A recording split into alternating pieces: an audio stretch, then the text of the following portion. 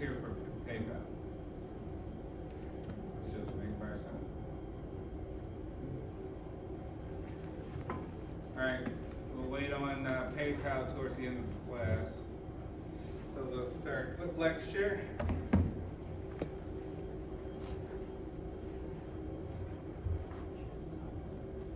So what's new?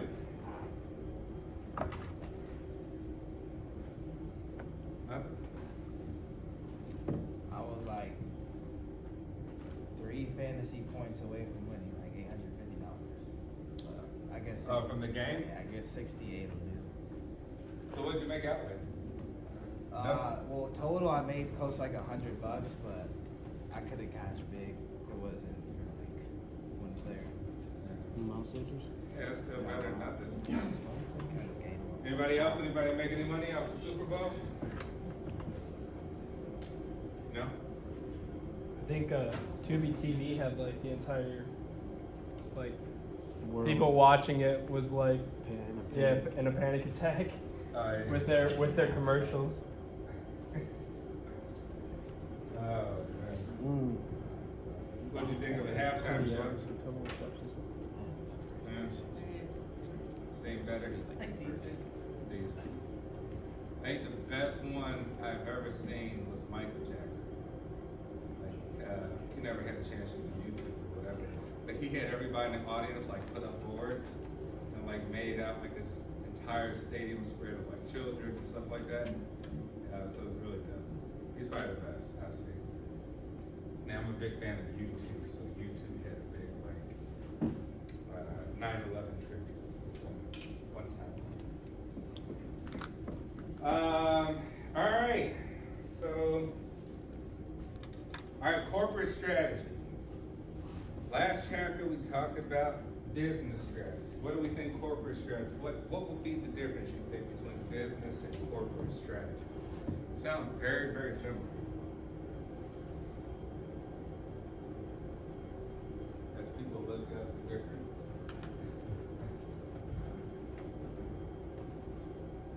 What was business strategy all about? Who could sum it up? Sum it up for me.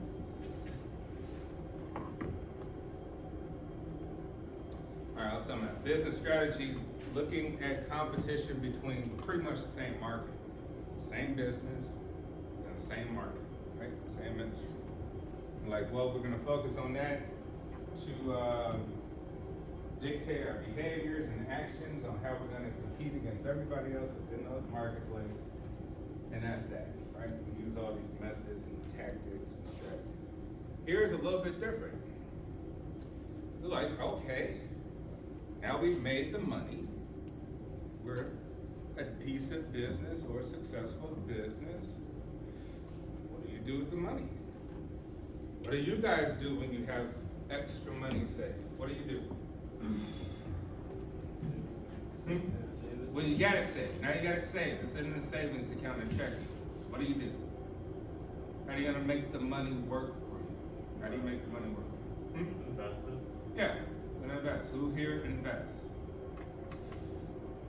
That's it? Nobody else got stocks, bonds, mutual funds, index funds, portfolio, crypto? Come on, show of hands. Who here invests all the way up? The other people not investing, how come? Is it just like, I don't have the cash? Is that the reason? Something I gotta become more familiar with. Huh? Something I gotta become more familiar with or give more of my time to. Yeah, okay, but think about that. Well, you like, well, there's maybe the knowledge base is not there, or the perceived, right? Most of the stuff perceived. You know, there's no philosophy. We suffer more in our minds than in reality. Our minds never match reality, right? So it's like, we'll never start something because we think something's difficult. In reality, it's not difficult. So, you invest the money, you make the money grow. You make the money work for you. The same thing will happen when you become a business. Like, oh, okay, we got the money. What do we do for it? After we paid all the employees, we paid all the liabilities, all the bills, like, we invest the money. What are we gonna do? Buy stocks, bonds, mutual funds, all these sorts of things.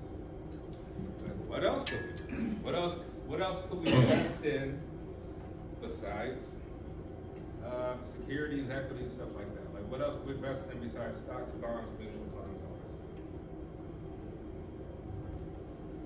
Property. Okay, you could say real estate. You could say, okay, there's another, right? Investment vehicle. What else?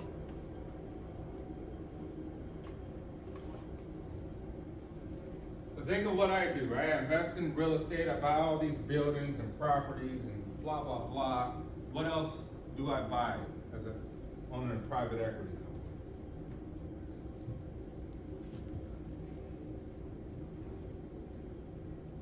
Probably labor. Labor? What do you mean? Human capital, Hmm? like plumber or technician. Yeah, I mean, on a more detailed business then, when I buy companies, right? So I buy some startups, buy some ones that may be mature. Primarily, I buy ones that are distressed. Like, oh man, we're not doing good, right? I can get it on the cheap, add a little stuff, make it successful for a little bit, prop it up, and then sell it. I don't know. It was doomed to fail in the beginning, right? But I still make money off of it. And so companies buy companies, right? Start to buy off and say, hey, Amazon is extremely large. What other companies do Amazon own? Ring. Ring. There you go, Ring. What else? Whole Foods. Whole Foods. Anybody can think of anything else? Companies that Amazon owns?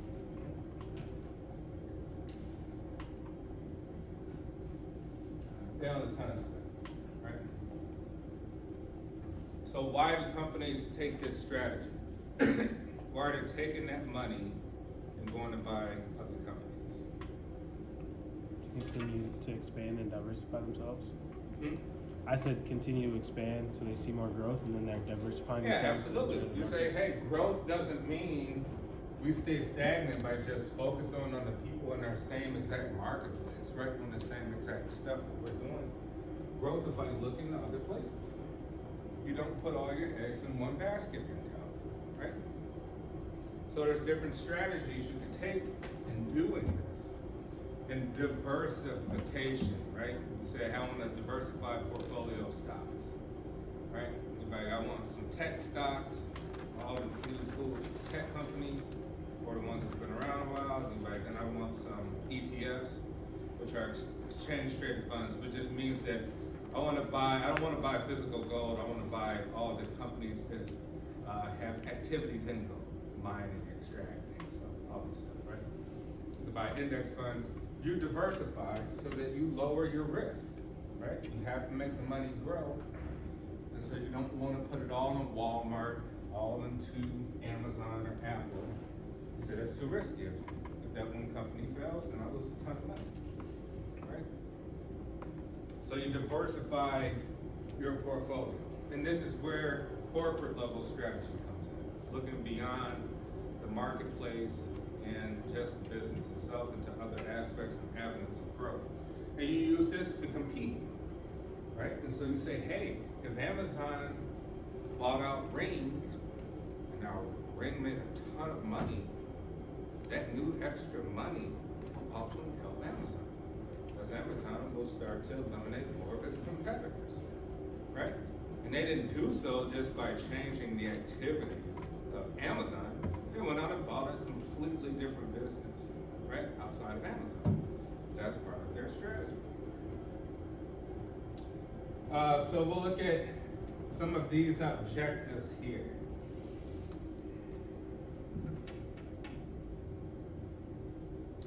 God, I can't believe more people aren't investing. You know, the number one thing with investing is not necessarily the amount of money you have, is that the age at which you start. So a successful investor, on average, really just got more time.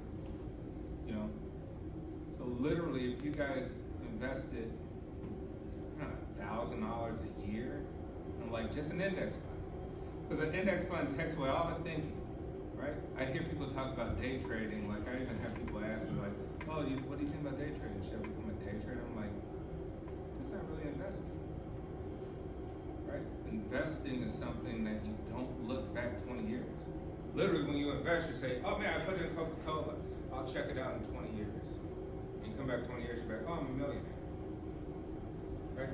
Because you've already identified this is a successful business, been around a long time, it's going to be around a long time. You don't want to keep moving around each and every day because that'll cost money, right, to do so. You'll lose a ton of money.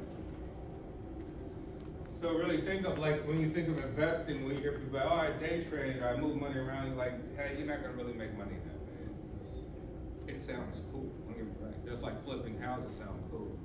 I really don't know anybody that make money from flipping. I know people have lost a ton of money from flipping houses. I know very little people that made money. Typically, people will say, I wanna flip houses like that made money, or people who are developers that buy land, knock down a previous building, and literally just build a new building. That's the people who make time. But not people who renovate houses. So yeah, day traders don't, really make money. Investing is long term. You put the money in, you never look back. You put in an index fund, and you say, I put it in an index fund for the Dow Jones, and it goes with the Dow Jones, you'll be a millionaire. With $1,000 a year, you'll be a millionaire in 20 years, easily. $1,000 a year, everybody. So it takes discipline. All right. So diversification.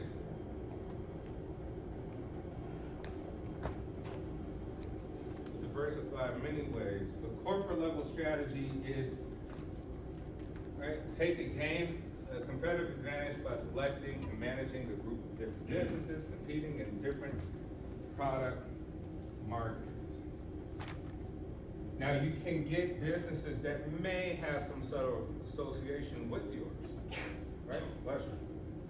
And you say, well, I want to buy a business that's kind of similar to what we do in a different market, but we can actually take some of our resources here, whether it be people, whether it be knowledge, transfer of knowledge, whether it be technology, and we can use it to help this other business that we're going to buy. Now, when I say buy businesses, literally you can buy 1%, buy 2%, right? Really, if you say you are an owner, you own 51% of the company, right? That means you have control of it. But you could buy, 1%, 2%, less than that, 1/10 of a percent into any company if you want to, right? You're allowed to. But anyway, you're buying into a company in order to achieve some sort of gain financially, right? So we talked about above average returns. So it's used as a means to grow revenues and profits, right? You're taking money from an existing business, put it into another. Focus on diversification, which is to help lower your risk, right? You're lowering your risk for your revenues. What do you do with the profits? It has to continuously grow too.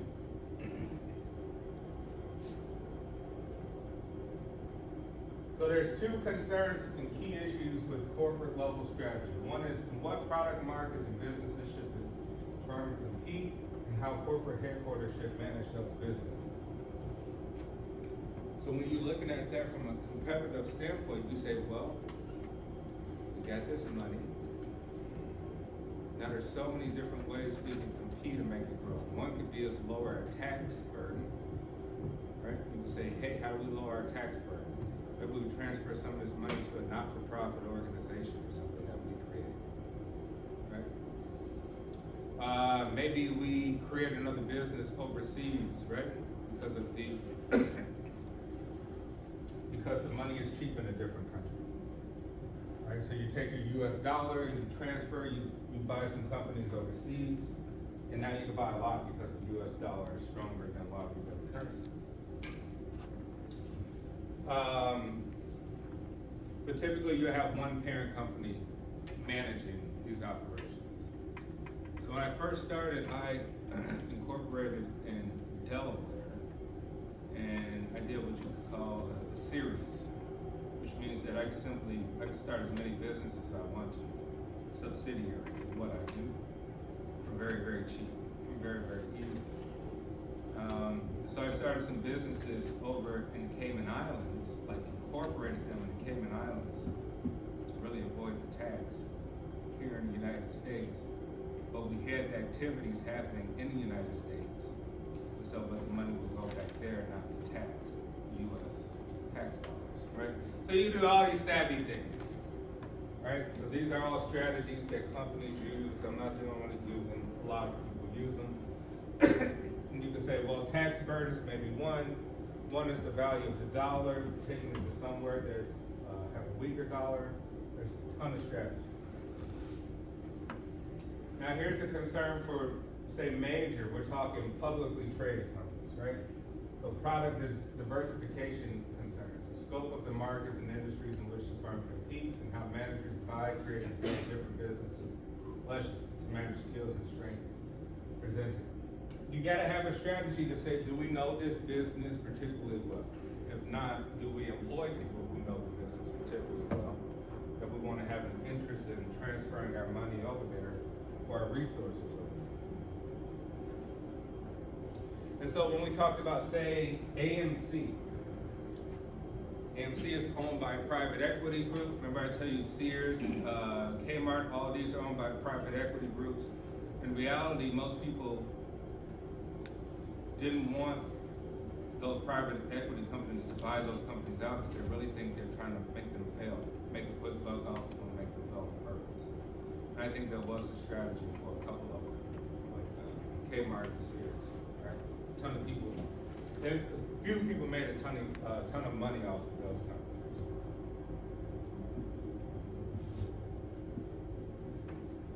But generally what they'll do is employ some new managers to manage the operation of those companies,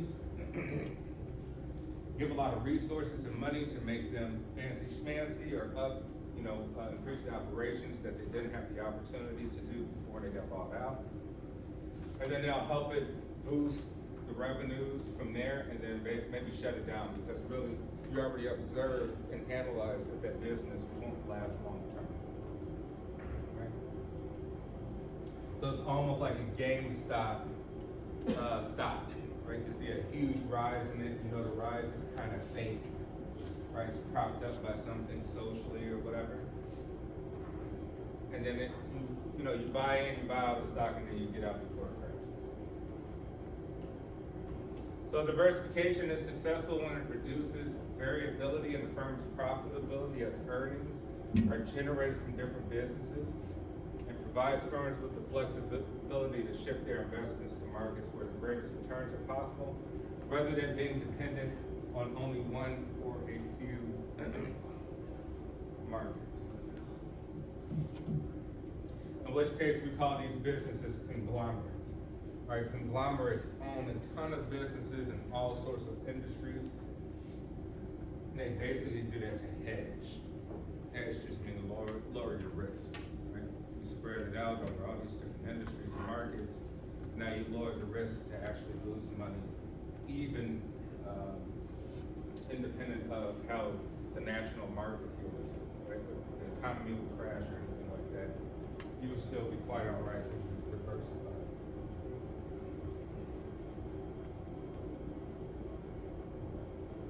All right, diversified firms vary according to their level of diversification and their connections between and among their businesses. There are 5 categories of businesses according to increasing levels of diversification, right? And it doesn't mean buying out, you don't have to buy out, 20 different companies. You can say, hey, you diversify by buying out one, right? One additional business. In which case, we'll kind of call that single business.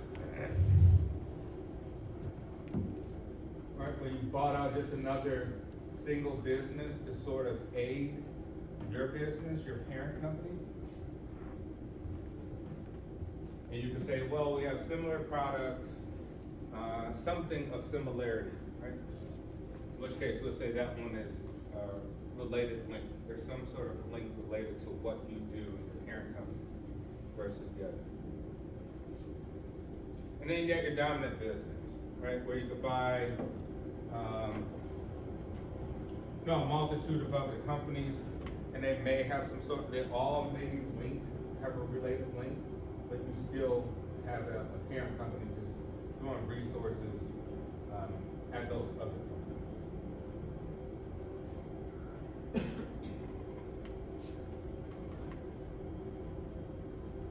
So think of this from a practical point of view, like, everyone has a limited amount of knowledge about each and everything they do. So after we've competed with, let's say we're business owners, after we've competed with these other companies, it sort of reaches an apex to where you have to do something else outside of the business in order to be successful, right? So think of your business, Christian, with your wrestling company, right? Like, what are some other businesses you could say related to that? Let's say you make the money with your primary idea. You know, where do you venture out to make sure those profits still grow outside of that average business? Well, thinking off the top of my head right now, I'd say, probably other forms of sports and entertainment, like, MMA, basketball, or even other TV shows in general, other, things you see on TV. All right, think of this. You got the wrestling business going up. People like the storylines, right? You didn't decide if, you know, you guys are gonna be in stadiums all over the country, or maybe you're just in Vegas like the UFC or something like that. You're like, okay, now we got other people competing, kind of reached the apex of competition in this dominant market. What else do we do? Where you can say, hey, we'll create a reality TV show based off the people that they've already gotten to know, the fights, right? You're like, well, there's something similar there, but different, right? So maybe we've either bought out a pre-existing business to kind of do the production for that, or you start out. You start another offshoot of that primary business. And you say, why'd you do that? Well, there's money there because people actually already knew these people, right? They were already engaged, so now they want to see them outside of wrestling. They want to see what they actually do with their personal life. We see this all the time, right? Basketball wise, all these different things.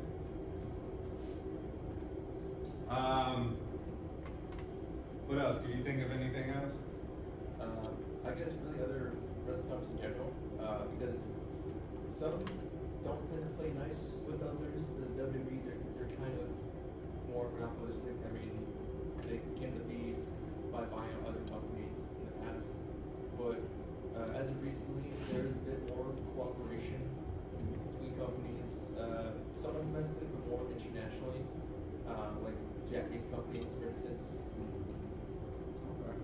But think of even like video games, right? Yeah, you got the characters, and now you could either buy into a video gaming company or something like that, license these characters and make more revenue stream there.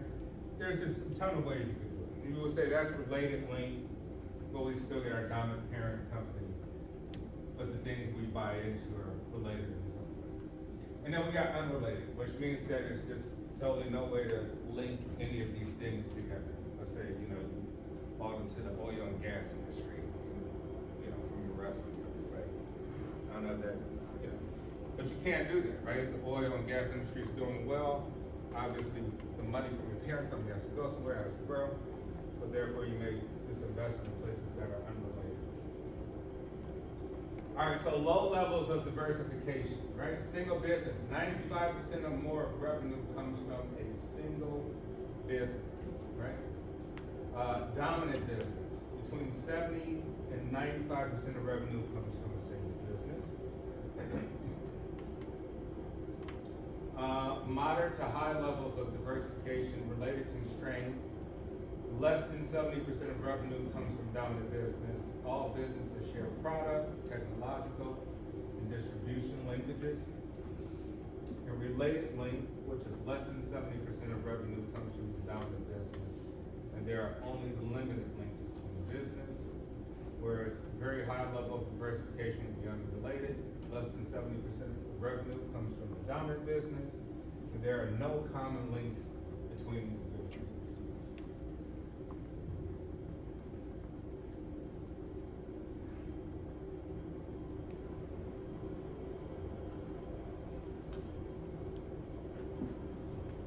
Alright, so the corporate level diversification strategy can be used to increase a firm's value by improving its overall performance. Value is created when the strategy allows a company's business to increase revenues or reduce costs while implementing their business level strategies, or it can have neutral effects or reduce a firm's value. So there's several different consequences. One is that it does really nothing, but you're just trying to mitigate the risk, but there's actually no benefit. The other is that you do this and you lose a ton of money because you're going to businesses you don't understand, right? You don't understand their value. And the third is where you do improve your performance overall because you've invested in something that is successful. So value creating diversification, economies of scope, right? You want to have some relatedness and diversification, share the activities between the companies, right? Transfer core competencies. And then you got market power, which is related diversification, blocking competitors through multi-point competition and vertical integration. Where do you see this? Blocking competitors through multi-point competition. Right? Is using market power. What companies have you seen practice that?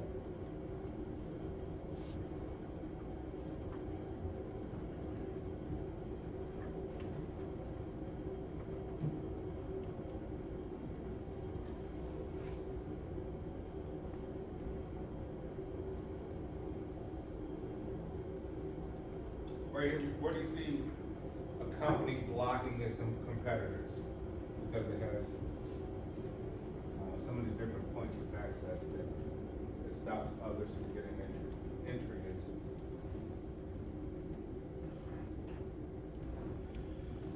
into?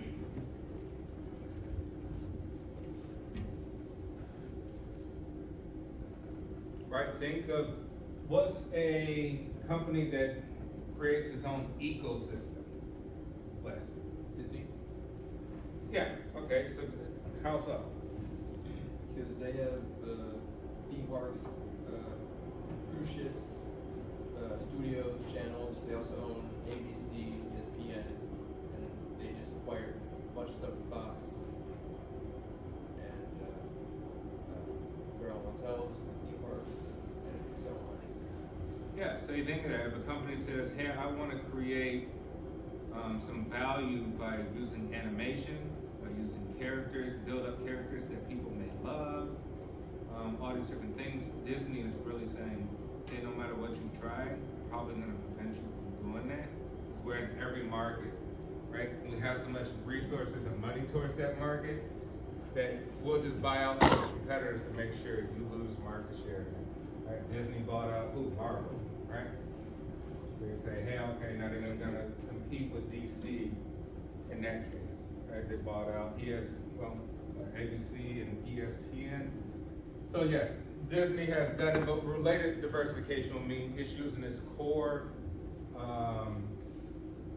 characters, the movies that it's had out, the theme parks, all these intellectually protected things they've had to prevent people from getting access to a lot of these markets. Think of one that has another related, think of Apple, right? So literally Apple has created an entire ecosystem that either you come and get into the iOS system, right, for the apps and whatever, the only other option is to really go to, Google and Android, right? So Apple really blocks out a lot of competitors because it's basically taking up an entire economy of scope of activities to stop people from entering any sort of market. And then we got financial economies, right? Which efficient internal capital allocation and business restructuring, which is simply put, people who know how to make money well through their investment tools.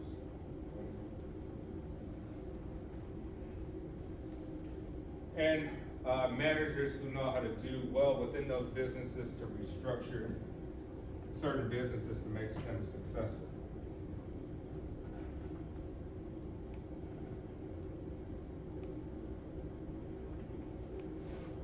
Alright, value neutral diversification, things that you do that really doesn't change much, right?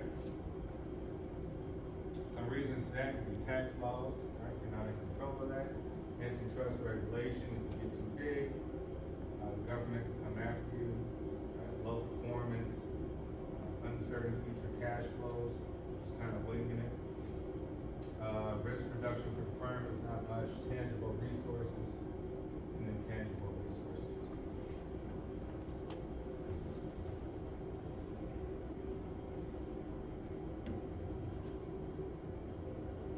And then value reducing diversification, again, increasing managerial compensation or diversifying managerial employment risk. You know, basically, you're not spreading out effective increase in profits because you're just basically going to giving too much to your management to try to do something greater.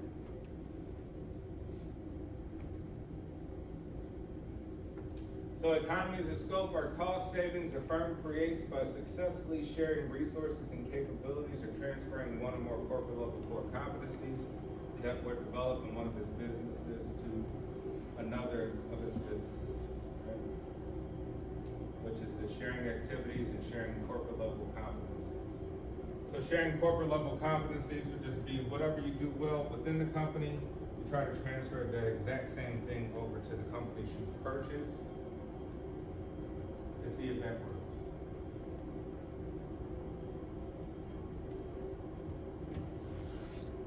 Alright, firms can create operational relatedness by sharing either primary activity, which is inventory delivery systems, or support activities such as purchasing practices. So even sometimes think of companies like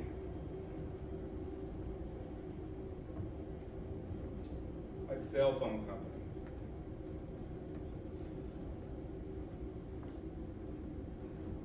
Right, cell phone companies can purchase, say, they may have been doing well with call centers primarily, but now they want to expand to other call centers around the globe. And so they use what they already do well and transfer their knowledge over to say India or China to get those people to take the same sort of structure they have in place and just add to it, right?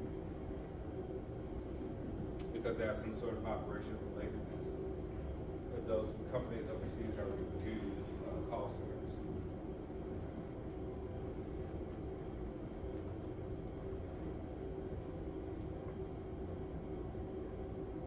Alright, market power may be gained by firms successfully using a related constraint or related link strategy, which is market power, right? Market power exists when a firm is able to sell its products above the existing competitive level or to reduce the cost of its primary support activities below level or both. What are some companies you would describe right now as, say, like a monopoly or an oligarchy? Like they just have too much power. I feel like Amazon does it. Just with like, where they can just like get everything on one website and then have like its own base, like shipping and factories, places and have their own like transportation to send it out, so they don't need to use FedEx and stuff like that. So, Anybody else feel that's true, that Amazon has too much power? Too much market power? No? I mean, but, so how would it be possible for somebody to come and compete with Amazon at this point? They gotta have a lot of money. I mean, they have a lot of catching up to do. I mean, it's not gonna happen probably within like at least the next 5 years. It'll probably at least take 10 years. But by then, Amazon will just probably at the end of the day just keep growing, and you'll just be playing catch up the entire time. So I don't think you really will have. Right, and think about that, maybe the government will crack down on Amazon, maybe it's gotten too big. No, it's gotten too big if you don't see another competitor, right? So that's how you typically tell. But it's using its market power through multi-point competition and vertical integration. which is buying out the transportation, industry to do its bidding and other facets of the business. Then we got vertical integration. Let's go back.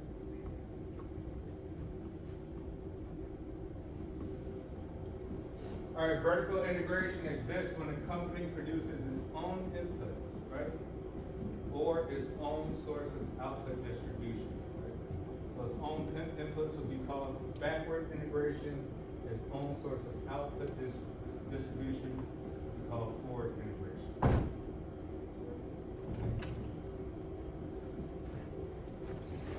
All right, vertical integration allows a firm to gain market power by developing the ability to save on its operations.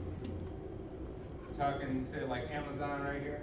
Amazon can save on its operations, so it starts to buy out lots of transportation, the vans, all these different things, avoid sourcing, the market costs, by going to other markets to do so, improve product quality, right? You get everything close by, you can assess it, make it better, and possibly protect this technology from imitation by rivals, right?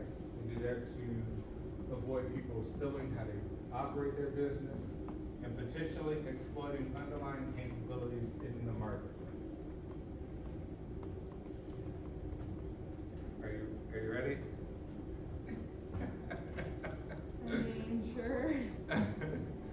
Is it quite a bit? Yeah. Okay. You wanna do it next class? Yeah, I can Okay. do that. I'll be on campus all day, so I Yeah, no worries. get stuck. Yeah, no worries, no worries. So yeah, we'll have PayPal on Wednesday. Now PayPal was Elon Musk, right? Wasn't he one of the founders? I thought he hit his hand on PayPal at the beginning. All right, vertical integration has limitations. Internal transactions may be expensive and reduce profitability. Going back to Amazon, right? You're like, well, we're gonna buy out these companies to transport the goods now, but it may be expensive and it actually may reduce your profitability. Right, bureaucratic costs may be present. Now you have to look at how they manage each other, and you gotta try to make it synergize with your parent company, right, on how to do business. And substantial investments in specific technologies are required, reducing the firm's flexibility. So you get to buy into all the technology this other company uses, and you gotta try to synergize it with your existing technology for your company, and it may not work. And changes in demand create capacity balance and coordination problems. It's hard to keep up with all that stuff in order to coordinate. Simultaneous operational relatedness and corporate relatedness. The ability to simultaneously create economies of scale by sharing activities and transferring core competencies. Right? It's difficult for competitors to understand and imitate, but this is very, very similar to what we just talked about.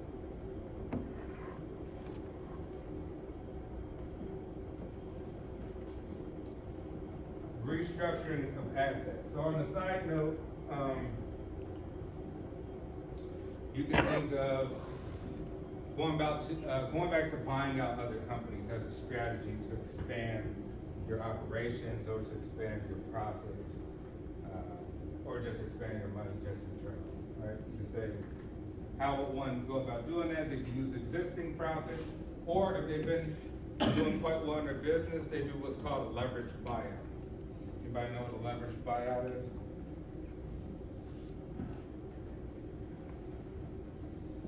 Right, so anytime we mention leverage in business, it means debt, right?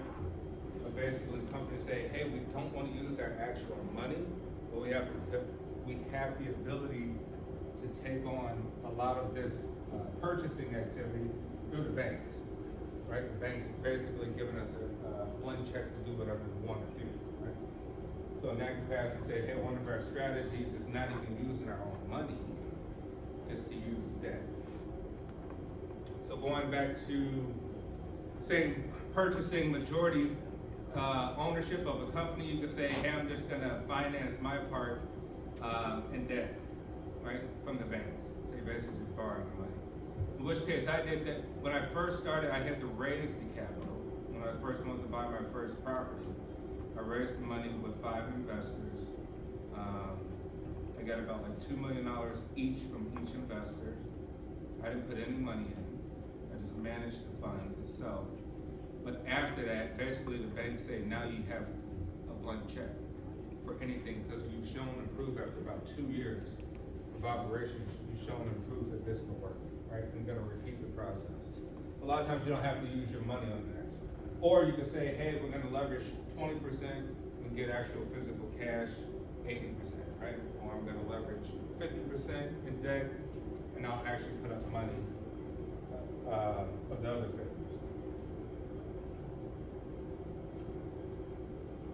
All right, financial economies be creative when firms learn how to create value by buying assets at a low cost.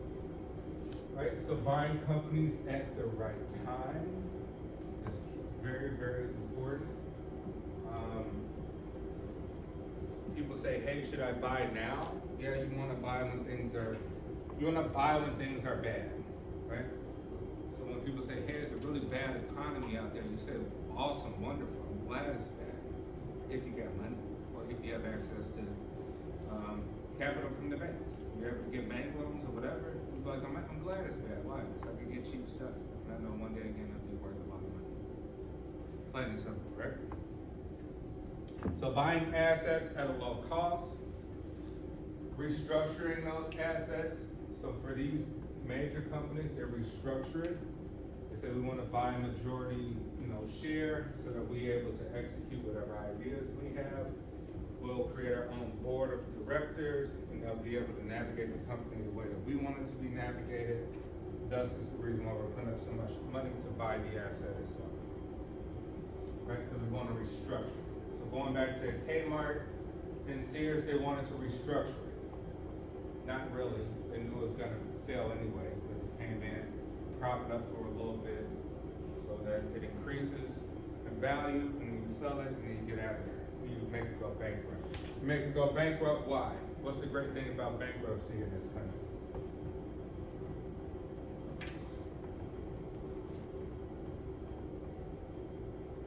The thing about bankruptcy is just almost like having debt on your credit card or anything else. You really never have to pay the full price. You can always negotiate, right? At that point, they'll sell it off to a collector or something like that, collection agency or something, And that collection agency just working for a fee, and they would just want to get a portion of the amount of that. So at the end of the day, you may only pay 10% of the debt. Now it's completely wiped out. You kept the other 90% in cash yourself. Right, it's a very, very savvy step. We say as a strategy, this is actually part of people's strategy. Right? You think of maybe even Donald Trump, right? He's bankrupted a lot of businesses he's been in, but it could actually been part of a strategy, because most if not all of that money is completely debt, leverage from the banks. Which means you're not even using your own real money for what operations you're actually trying to do. Right? You hold on to your money, use the banks.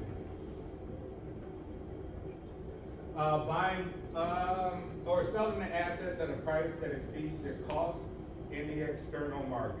Okay, so we just said again, private equity companies, they buy them cheap, restructure it, remanage it, make the value go up just a little bit, then they sell it that exceeds their cost in the external market.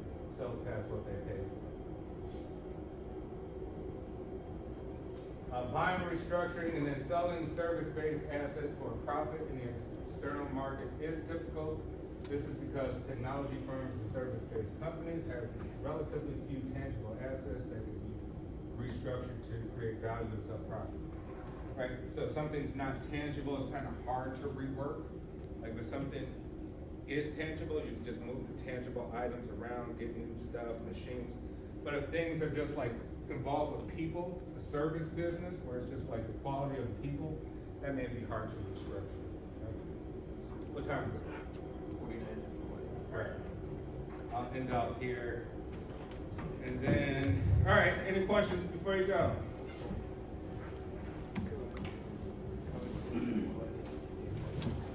Promise you before the end of the semester, I'm gonna teach you how to make $10 million in the next 2 years. In 2 years.